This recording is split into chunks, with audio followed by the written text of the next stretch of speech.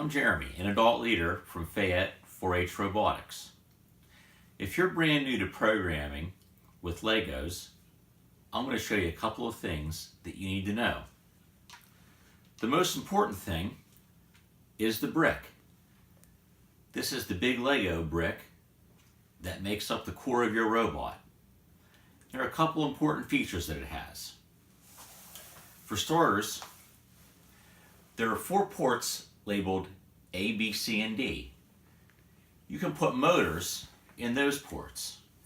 Everything connects with these cords that look kind of like telephone cables. On the other side, there's ports 1, 2, 3, and 4.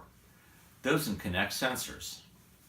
The last important port is this one that says PC.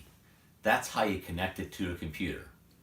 As you can see, there are lots of connecting spots where you can connect it with standard Technic Legos.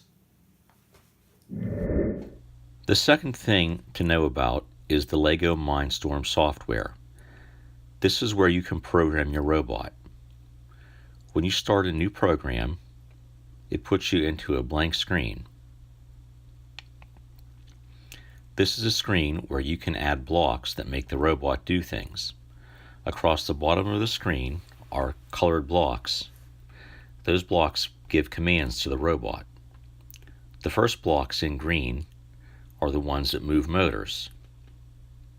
For instance, we can make the robot move forward by 1 rotation of the wheels. If you get into trouble or have a question, you can always click on Help. It has a lot of good information. If you come back for the next tip, we'll show you how to use some sensors.